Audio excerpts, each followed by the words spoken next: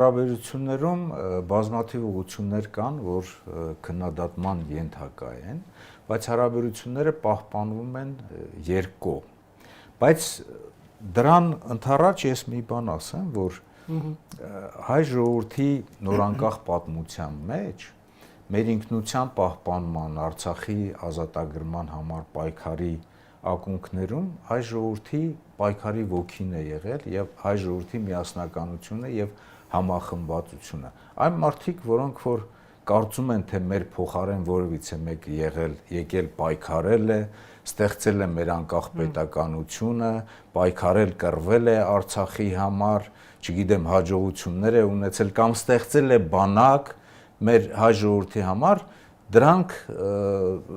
ճիշտ չեն մտածում, այսինքն մենք ենք պայքարել, եթե խոսքը գնում է հայ-ադրբեջանական հարաբերությունների կամ այն սադրանքներին պատասխանելուն,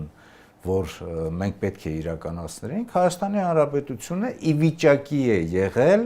պատասխանել Ադրբեջանին, Հայաստանի Հանրապետությունը ի վիճակի է եղել իր զինված ուժերի եւ Արցախի պաշտպանության բանակի կիրառման համատեղության շրջանակներում պաշտպանել Արցախը եւ մեր սահմանները եւ ունենալ հաջողություններ։ Ինչ վերաբերում է հարաբերություններին, ես ասացի խնդիրներ կան, բայց այդ հարաբերությունների խնդիրները պետք է լուծել, պետք է բանակցել, ոչ թե վատթարացնել վիճակը։ Հայ-ռուսական հարաբերությունները միակողմանի Հայաստանի Հանրապետության իշխանությունների կողմից են շատ դեպքերում ոտնահարվել հավաքական անվտանգության պայմանագրի կազմակերպության հետ վերաբերմունքը Հայաստանի Հանրապետության իշխանությունների